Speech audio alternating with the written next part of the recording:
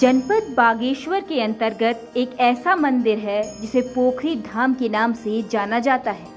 जनपद बागेश्वर के कपकोट ब्लॉक पर स्थित पोखरी धाम मंदिर, जो लोगों के आस्था का केंद्र है, पूरे क्षेत्र में काफी प्रचलित है।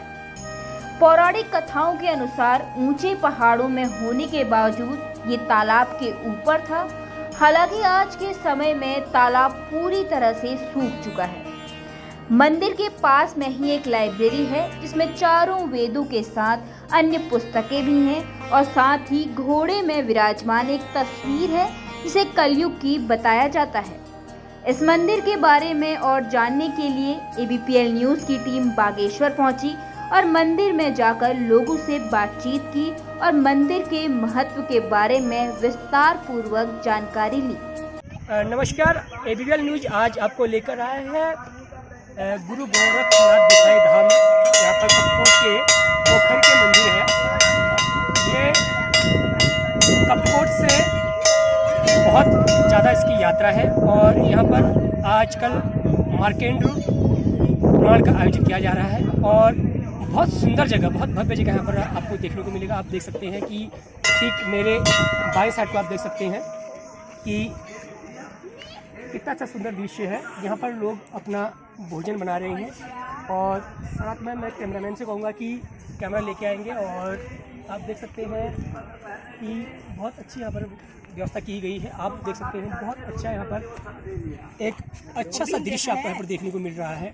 और साथ में देखिए किस प्रकार से यहाँ पर भंडारे का भी यहाँ पर आयोजन किया गया है। यहाँ पर भोजन व्यवस्था भी की गई है और साथ में देखिए कि आप एक रहने की व्यवस्था, यदि आप गर्मी की छुट्टी में आप यहाँ इस धाम में आ सकते हैं। यहाँ पर आपके लिए रहने की उचित व्यवस्था है और यदि आप सामग्री लेकर यहाँ पर आप भोजन अपना खुद स्वयं बनाना चाहते हैं तो इसके लिए भी इतनी दुर्गम क्षेत्र में इस चीज़ की व्यवस्था के लिए की गई है। पानी की बहुत अच्छी व्यवस्था ही है और पहाड़ों का एक सुंदर दृश्य आप देख सकते हैं कि कैमरामैन से आगे बार कैमरामैन घुमाएंगे। देखिए बहुत अच्छा दृश्य धाम में मार्कंडेय पुराण का जब आयोजन किया जा रहा है, जिसके कथावाचक आचार्य पंडित चंद्रशेखर जोशी जी, उनसे बातचीत करेंगे कि जब पोखरी धाम के महत्व के बारे में उनसे हम जानेंगे। सर, सर्वप्रथम आपको धन्यवाद। सर, पोखरी धाम में इन दिनों मार्कंडेय पुराण का जब आयोजन किया जा रहा है, तो इस पोखरी धाम की जो विशेषता के बारे में आप हमारे दर्शकों को बताएंगे। हाँ, वैसे पोखरी जो धाम है ये हमारा मतलब जन्मार्जित अनेक पुण्य के संचय से हमको ये उपलब्ध हुआ। अब स्वामी श्रीमान श्री हरिनारायण दास जी को पोखरी की व्युत्पत्ति जिन शब्दों की है उसको तो मैं वही कहूँगा कि पोखर माने तालाब होता है, पानी के ऊपर जो स्थित है। पोखर माने तालाब के ऊपर जो स्थित है। अब पानी को नार कहते हैं। नार के उसमें कौन होते हैं? भगवान नारायण विष्णु होते हैं। नार माने जल होता है, उस पर शासन से सरिया लगाते हैं, सो जाते हैं। नार के ऊपर नारायण होते हैं। अब नारायण के ऊपर भी जो शासन करता हो वो अनंत कोटि ब्रह्मांड नायक गुरु गोरखनाथ जी हैं, जिनको 33 करोड़ देवताओं ने अपना गुरु स्वीकार किया। तो इसलिए इस पोखरी धाम की व्यवस्था ये है कि भगवान शिव के अंश से जायमान है, शैव मार्ग के अनुगामी है और शैव पूजा की तरह ही विधिवत इनका पूजन होता है। तो इनकी महिमा को शिव महापुराण में कहा गया है कि शिव स्वयं ही ब्रह्मा बनते हैं, स्वयं ही में विष्णु बनते हैं और स्वयं ही में वो महादेव हो जाते हैं। इसलिए एको देव श्रेयो मूर्ति है। तो इसलिए इस महात्म्य का तो वर्णन शब्दों में तो समेटा नहीं जा सकता है, क्योंकि ब्रह्म अनंत होता है। ब्रह्म की व्याख्या करना तो उससे भी कठिन काम है। इसलिए हम बड़े सौभाग्यशाली हैं कि मार्कंडेय महापुराण का आयोजन स्वामी श्री हरिनारायण दास जी के सानिध्य में इन दिनों हो रहा है। हरिवंश पुराण अपने आप में अनूठा है। जिस पुराण के अनुश्रवण से महर्षि मार्कंडेय ने मृत्यु पर भी विजय श्री प्राप्त की थी, तो भगवान शंकर ने उनको मृत्युंजयी होने का वरदान दिया। मृत्युंजयी माने जो कालजयी हो जाए, मृत्युंजयी हो जाए, जो मृत्यु पर विजयी हो जाए। तो इसलिए यह पुराण अपने आप में अद्भुत है। तो जैसे सोने में सुहागा होता है, इसकी महिमा तब बढ़ जाती है जब ये पोखरी जैसे धाम में होता है। इसकी शोभा तब बढ़ती है जब कोई संत इसको समाज की भलाई के लिए करा रहा हो। तो इसलिए हम सब लोग बड़े भाग्यशाली हैं कि हमको स्वामी का सानिध्य प्राप्त है। उससे भी बड़ी सौभाग्य की बात है कि हमको गुरु गोरखनाथ जी के शरण में वो स्थान प्राप्त है जिसकी कामना साधक अपने जीवन को सफल बनाने के लिए करता है। तो यद्यपि हरि अनंत हरि कथा अनंता अहि सुनहि बहुविधि सब संता, इस पुराण की महिमा का क्या व्याख्यान किया जाए, क्या विस्तार किया जाए। जिस पुराण के अनुसरण मात्र से ही मनुष्य मृत्यु को जीत जाता हो, अंधकार से प्रकाश की ओर आ जाता हो, असत्य से सत्य की ओर आ जाता हो, नाशवान वस्तु से अविनाशी परमात्मा की ओर आ जाता हो, कृत्य हो जाता हो, भाग्यवान हो जाता हो, उसका मानव जीवन सफल हो जाता हो, वो मानव से महामानव बन जाता हो। तो इसके अद्भुत मतलब यही इसका चमत्कार है। इसके अनुसरण से इस स्थान पर आने पर आप सभी लोग पुण्य के भागी हैं। विशेषतः सौभाग्य से आपको बुलाया ही होगा स्वामी गुरु गोरखनाथ जी ने, और हरिनाथ जी के चरणों में भी आपको स्थान ही होगा। तो सभी देवताओं की कृपा से आप यहाँ तक पहुँचते होंगे और इस पुराण को आपने अनुसरण किया होगा और आप सब पर मेरी विशेष अनुकृपा बनी रहे। तो यही व्यासपीठ से मेरा आशीर्वाद आप सबको।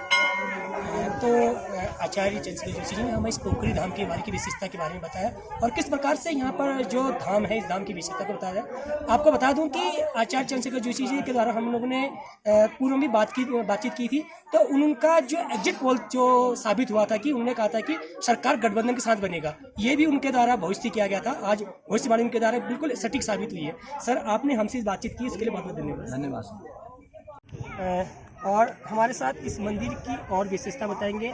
आप कर्नल पद पर अभी विराजमान हैं और आप अभी छत्तीसगढ़ में आप अपनी सेवा दे रहे हैं और इस दिनों आपने एक अपनी आस्था को दिखाते हुए इस मंदिर में आप आए हुए हैं। सर, सबसे पहले आपका एबीपीएल में बहुत बहुत स्वागत है। धन्यवाद तनुज, धन्यवाद, बहुत बहुत आपका धन्यवाद। सर, इस मंदिर के बारे में आप कुछ बताएंगे, क्योंकि आप देखिए एक उच्च पद पर आप यहाँ पर सेवारत हैं और छत्तीसगढ़ में आप अपनी सेवा दे रहे हैं और बहुत ऊंचे पद पर आप अभी यहाँ पर कार्य कर रहे हैं। फिर भी आप एक आस्था के प्रति आपको आस्था इस मंदिर के प्रति है, तो इस मंदिर के बारे में कुछ आप हमारे दर्शकों को बताएंगे।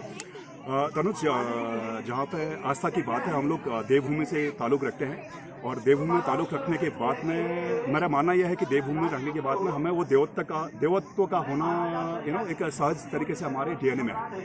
और सिंस इस जगह जहाँ पर हम खड़े हैं अभी, गुसाई इस देव पोखरी, ये हमारा बचपन से यहाँ से एसोसिएशन रहा है। ये हमारी कर्मभूमि रहे है। इस जगह पे हमारे कई बुबू लोग थे जहाँ पे हमने बचपन से देखा है, उनसे हमने कई कुछ चीज़ें सीखे यहाँ पे, मतलब उस चीज़ से करके। और ये सब कुछ करने के बाद मैं आज हम सब इकट्ठे हुए यहाँ पे। आज इनफैक्ट जब आप कल आपसे मिले थे तब हम बता रहे थे। यहाँ से आने के बाद सबसे बड़े तो मैंने बुबू जी को वही बोला, बुबू जी आपका बहुत बहुत शुक्रिया, आपने मेरे को बुलाया। और मैंने कई लोगों से मिले यहाँ पे। तो मेरा कहना यह है कि जो ये हमारा विश्वास का जो है, आज हम यहाँ से बहुत कुछ सीख के जाना अपने बुबुओं से। यहाँ पे आप देखा होगा, ये जगह थी जब यहाँ पे काफ़ी मिलेट जो कहते हैं, यहाँ की खेती, यहाँ की माटी, यहाँ का दूध, यहाँ का भैंस, यहाँ के जो धन धान्य था यहाँ पे, आज के टाइम पे ऐसा हो रखा है, पूरा सूखा पड़ा यहाँ पे। एंड यही कल्चर हल्के हल्के हमारे कपकोट में जा रहा है। और हम बुबू से यही कहते हैं कि हम लोगों के भल में दी दिया, हमें कहा ताकत दी दिया, जो लैया आरन में जवान आरन, बुढ़ आरन, चेला आरन, चेले आरन। और बुबू से हमें ऐसी शक्ति दे दें कि दोबारा ये जगह फिर दोबारा हमारा वही मिलेट प्रदेश बने। और कर्नल साहब, कैसी फीलिंग कर रहे हैं, किस तरह से आपके बचपन यहाँ से कटा हुआ है, तो क्या संदेश देना चाहेंगे आगे युवाओं को? तनुज, मेरा मानना यह है कि सिंस आज यहाँ आए, एक छोटा सा श्रमदान करने का मौका मिला और लकड़ी हकड़ी लेके आए यहाँ पे। और ये मेरे कहा जो नए बच्चे यहाँ पे आए, यहाँ पे और जो भक्ति एंड श्रद्धा कहते हैं, उसके साथ हमें अभी बहुत कुछ करने की जरूरत है। और हम गुसाई बुबू को तो जान लेते हैं, अब मान लेते हैं, बट अभी टाइम आ चुका है बुबू जी को हमें जानने का कि बुबू जी हमारे कैसे गुसाई बुबू बने।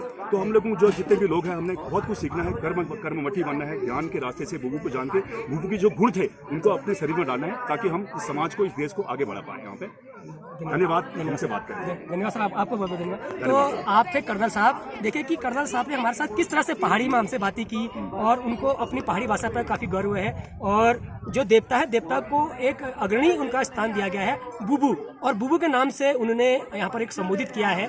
तो आप देख सकते हैं कर्नल साहब ने हमसे बातचीत की। बहुत बहुत धन्यवाद सर। धन्यवाद, धन्यवाद। हर प्रकार के 4 वेद, 6 शास्त्र और हर प्रकार के वेद पुराणों की पुस्तकों को बाबा जी ने रखा है।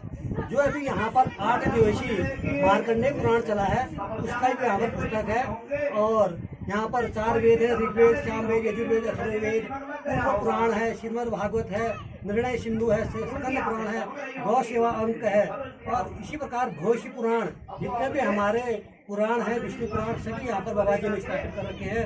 और भक्तजन यहाँ पर आते हैं और यहाँ पर अपना रात्रि विश्राम करते हैं और सुबह स्नान करके इन पुराणों का रसास्वाद लेते हैं। साथ ही बाबा जी ने कलयुग इधर से कैमरा इधर कलयुग के की फोटो भी बना रखी है कि कलयुग घोड़े में सवार होकर आ रहा है और कलयुग को दर्शाया है। और श्री इष्ट गोसाई देवता की फोटो यहाँ पर स्थापित कर रखी है और माँ भगवती नंदा देवी का भी यहाँ पर बाबा जी ने स्थापना कर रखी है। जो ये मंदिर है नंदा भगवती का मंदिर है और जो ऊपर गुरु गोरखनाथ के बगल में जो भगवती का मंदिर है वो अधिष्ठात्री देवी के नाम से जाने जाते हैं। जो पूरे विश्व संपूर्ण विश्व जिससे उत्पत्ति हो रखी है जिस माँ भगवती से उसका मंदिर हमारा ऊपर है और वह माँ अविवाहित मतलब जिससे पूरा सृष्टि उत्पन्न हो रखी है। जो यहाँ पर नंदा भगवती है, नंदा भगवती और भगवती में बहुत बड़ा अंतर है। भगवती की पूजा साल में हर शुक्ल पक्ष में होती है। नंदा भगवती की पूजा सिर्फ सावन और भादों में होती है और इस वजह से नंदा भगवती माँ भगवती का एक अंश मान के चला। और जो सृष्टि को चलाती है वो माँ भगवती, उसका स्थापना माँ गुरु गोरखनाथ जी के साथ स्थापित की गई। और गुरु गोरखनाथ के साथ वहाँ पर बाण देवता का मंदिर है यहाँ पर। और बाबा जी समय समय पर यहाँ पर अलग अलग भागवतों का निर्माण करते। इस बार मार्कंडेय पुराण, इससे पहले श्रीमद् भागवत लिखिता था, इससे पहले देवी भागवत किया था। इसी प्रकार हर तीसरे साल यहाँ पर अनेक यज्ञों का यहाँ पर आयोजन किया जाता है और हर महीने यहाँ पर लोग अपनी अपनी पूजा लेके आस्था लेके आते हैं। धन्यवाद।